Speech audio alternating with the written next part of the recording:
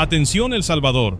Una mujer de 48 años viajaba sola por la ruta interamericana de Guatemala, tratando de pasar desapercibida entre el tráfico del sábado.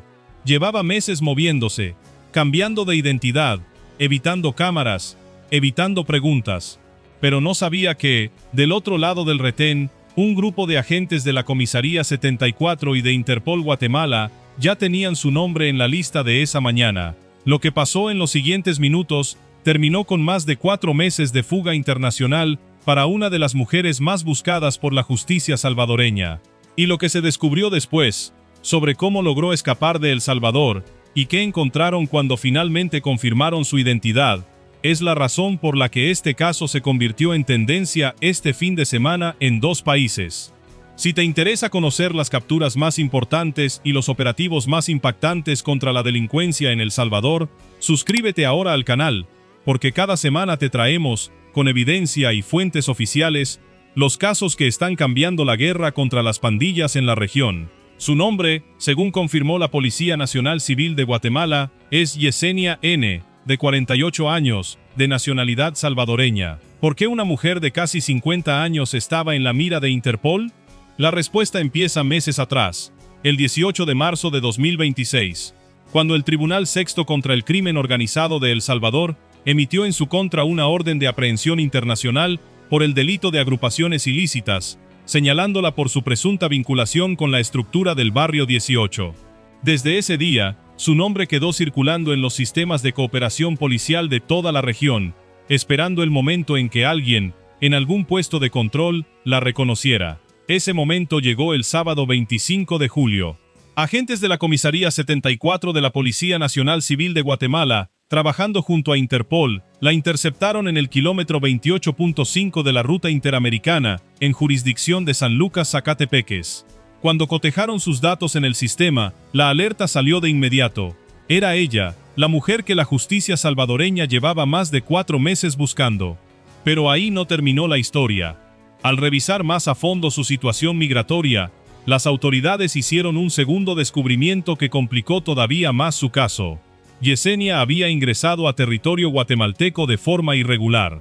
Es decir, no solo enfrentaba una orden de captura por su vinculación con una estructura criminal, sino que además había cruzado la frontera evadiendo los controles migratorios oficiales, algo que en la región centroamericana se ha convertido en el patrón más común entre los miembros de pandillas que intentan escapar del avance de las autoridades salvadoreñas.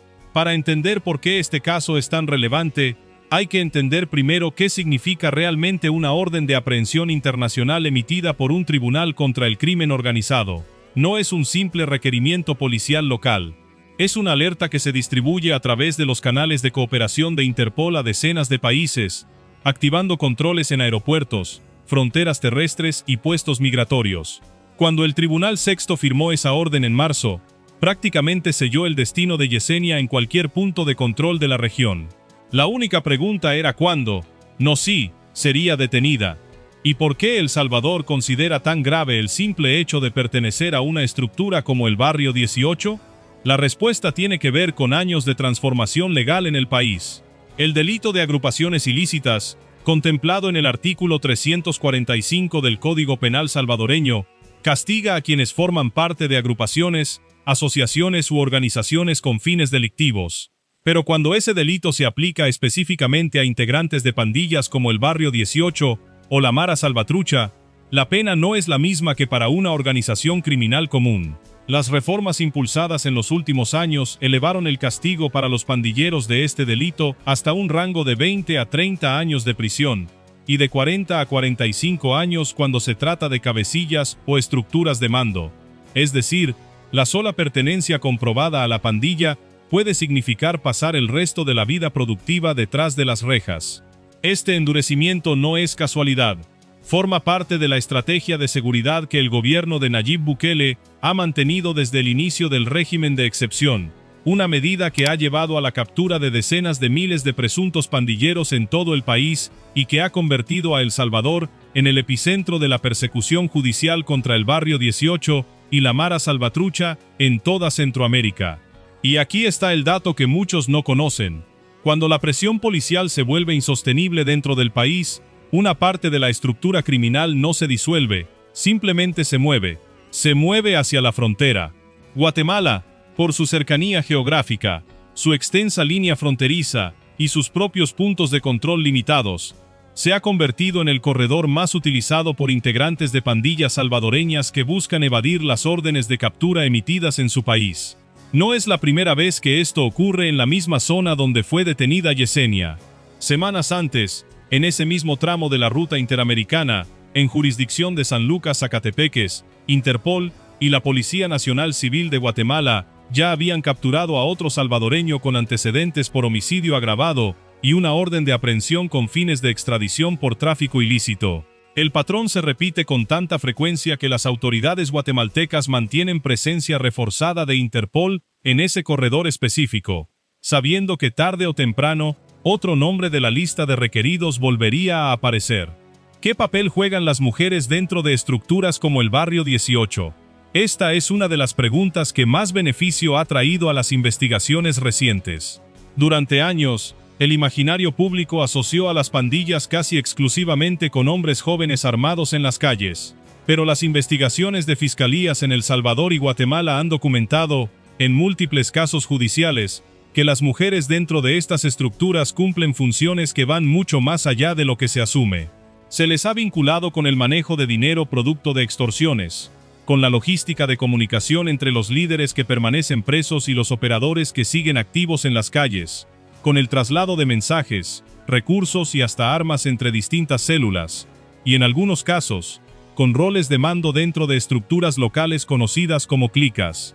Apenas semanas atrás, en Zacatepeques, la misma región donde fue detenida Yesenia, las autoridades guatemaltecas capturaron a otra mujer señalada como integrante del Barrio 18, contra quien pesaban 13 órdenes de captura distintas por extorsión y lavado de dinero, solicitadas por 7 juzgados diferentes.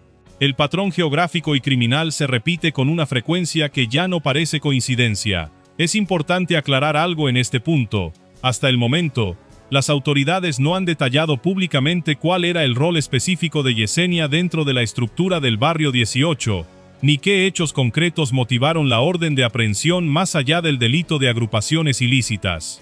Lo que existe, confirmado oficialmente, es la orden judicial, la captura y el hallazgo de su ingreso irregular a Guatemala.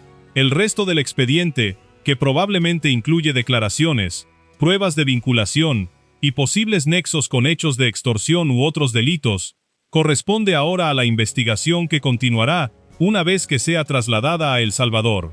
Y aquí es donde entra el segundo gran misterio de este caso. ¿Cómo logró Yesenia mantenerse fuera del radar de las autoridades durante más de 4 meses? Desde el 18 de marzo, cuando se emitió la orden, hasta el 25 de julio, cuando fue detenida, transcurrieron poco más de 130 días. Para cualquier persona común, 4 meses evadiendo el sistema de alertas de Interpol en una región tan vigilada como el triángulo entre El Salvador, Guatemala y Honduras, representa un desafío logístico enorme. Requiere cambiar de ubicación constantemente, evitar documentos oficiales, depender de redes de apoyo que faciliten transporte, alojamiento y, en algunos casos, documentación falsa o alterada. Las autoridades guatemaltecas no han revelado públicamente la ruta completa que siguió Yesenia desde que salió de El Salvador, ni el momento exacto en que ingresó a territorio guatemalteco. Lo que sí confirmaron es el resultado final, que su ingreso fue irregular, es decir, que evitó los puestos de control migratorio oficiales. Este dato, aunque parece menor, es en realidad una pieza clave, porque revela que no se trató de un cruce improvisado de última hora, sino de una decisión consciente de evadir cualquier registro que pudiera delatar su ubicación. Otro dato que pocos conocen: ¿qué pasa exactamente con una persona cuando se confirma que tiene una orden de aprehensión internacional y además ingresó de forma irregular a otro país? En este tipo de casos, se activan 2 procesos legales de manera simultánea.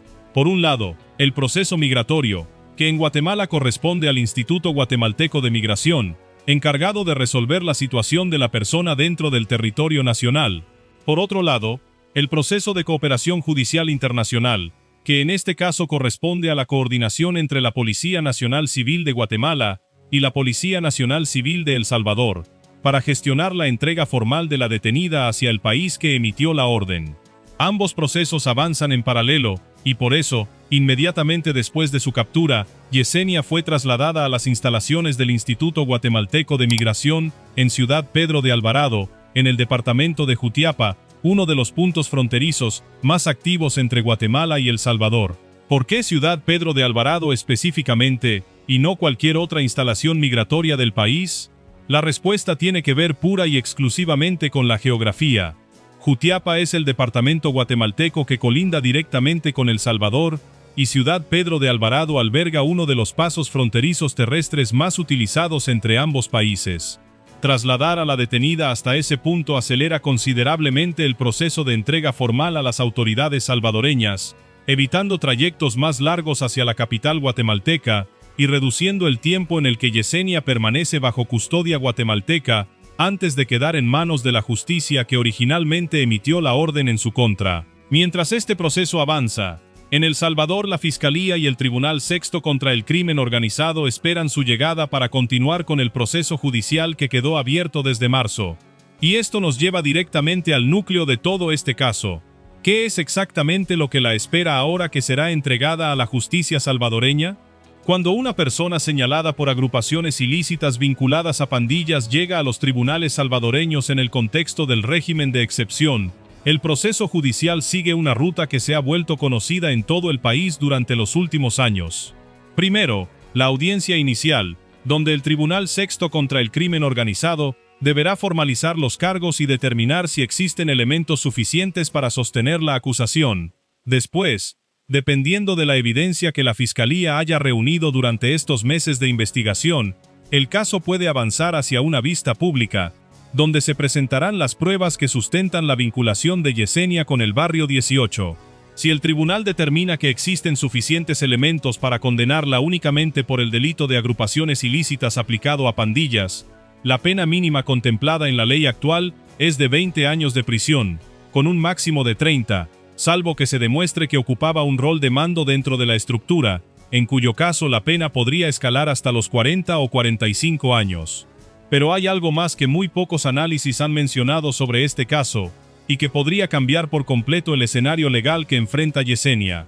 En los últimos meses, la Asamblea Legislativa de El Salvador ha discutido reformas adicionales al Código Penal que buscan endurecer aún más las penas contra estructuras terroristas y pandillas, incluyendo la posibilidad de imponer prisión perpetua para quienes sean identificados como miembros de una organización catalogada como pandilla, con revisiones obligatorias de la condena recién a partir de los 30 años de prisión cumplidos para adultos con un solo delito, y hasta los 35 o 40 años si existen delitos múltiples o agravantes. Aunque estas reformas se han discutido en un contexto legislativo distinto, y no está confirmado si aplicarían retroactivamente a un proceso ya iniciado como el de Yesenia, su sola existencia demuestra hacia dónde se dirige la política criminal salvadoreña, frente a estructuras como el Barrio 18, hacia el endurecimiento máximo posible dentro del marco legal. Volviendo al momento de la captura, hay un detalle operativo que merece atención. ¿Por qué precisamente ese kilómetro de la ruta interamericana se ha convertido en un punto tan frecuente de capturas de pandilleros salvadoreños? La ruta interamericana conecta gran parte del corredor comercial y migratorio entre Guatemala, El Salvador y el resto de Centroamérica. Es una vía que combina tráfico comercial pesado, transporte de pasajeros y movimiento constante de vehículos particulares, lo que la convierte en un punto ideal tanto para quienes buscan moverse sin ser detectados, como para las autoridades que concentran ahí sus puntos de control. La Comisaría 74, que cubre justamente esa jurisdicción de Zacatepeques, ha sido protagonista de varios operativos similares en los últimos meses, trabajando de la mano con Interpol para identificar a personas con órdenes de captura vigentes que intentan transitar por esa zona. Y aquí llega uno de los momentos más reveladores de todo este caso, lo que ocurre en los segundos exactos en que un agente coteja el nombre de una persona detenida contra el sistema de alertas de Interpol. Cuando los agentes de la Comisaría 74 detuvieron a Yesenia en ese retén, no tenían garantía de que se tratara de alguien con una orden vigente. Los controles rutinarios en carreteras de alto tránsito rara vez arrojan resultados de este tipo, pero en cuestión de minutos, el sistema arrojó la coincidencia: nombre, edad, nacionalidad y el número de la orden judicial emitida meses atrás por el Tribunal Sexto. Fue en ese instante que un control migratorio rutinario se transformó en la culminación de más de 4 meses de búsqueda internacional. Este tipo de coincidencias no son producto del azar, sino del funcionamiento constante de las bases de datos compartidas entre las policías de la región.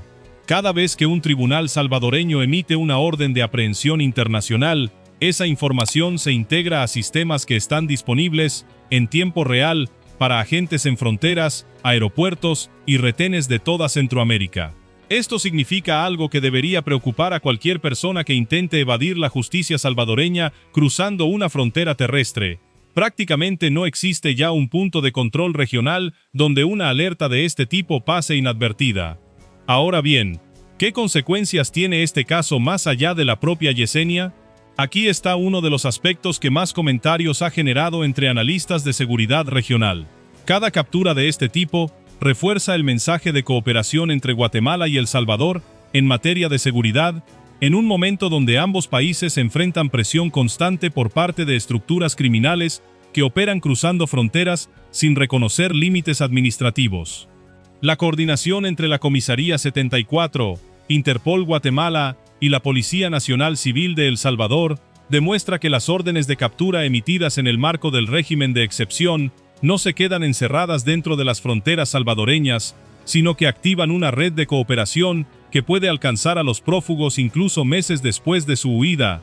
Además, este caso se suma a un patrón que las autoridades guatemaltecas conocen bien: la presencia de estructuras del Barrio 18 y la Mara Salvatrucha, operando específicamente en los departamentos de Zacatepeques y Chimaltenango, donde documentos de inteligencia han identificado disputas activas por el control territorial entre distintas células de ambas pandillas y otras estructuras criminales locales. La detención de Yesenia ocurre, precisamente, en una de las zonas más disputadas por estas organizaciones, lo que añade una capa adicional de relevancia a su captura. No fue en cualquier carretera de Guatemala, sino en el corazón de una de las regiones donde el Barrio 18 mantiene mayor presencia activa, fuera de El Salvador. ¿Y qué pasa ahora con el proceso de entrega formal? ¿Cuánto tiempo tomará que Yesenia esté físicamente frente a un juez salvadoreño? Los procesos de entrega entre Guatemala y El Salvador, cuando existe una orden de aprehensión internacional plenamente verificada y sin oposición legal de por medio, suelen resolverse en un plazo de días a pocas semanas, especialmente cuando la persona detenida no presenta recursos legales para impedir su traslado. A diferencia de los procesos de extradición formal hacia terceros países, que pueden tardar meses o incluso años debido a tratados bilaterales y revisiones judiciales extensas, la cooperación centroamericana entre países con marcos legales similares y fronteras compartidas tiende a ser considerablemente más rápida. Esto significa que, salvo que Yesenia decida interponer algún recurso legal ante las autoridades guatemaltecas para intentar frenar su traslado, es probable que en cuestión de días esté nuevamente en territorio salvadoreño, esta vez no como una mujer libre, sino como una detenida a disposición del Tribunal Sexto contra el Crimen Organizado. Este es, precisamente, el momento en el que convergen los meses de investigación, la orden judicial de marzo, la fuga hacia Guatemala, el ingreso irregular, la captura en la ruta interamericana y el traslado hacia la frontera. Todo el expediente que se construyó durante estos 4 meses de búsqueda ahora se pondrá a prueba frente a un tribunal que deberá determinar, con pruebas concretas, cuál fue realmente su vínculo con el Barrio 18. Es fundamental ser claros en un punto.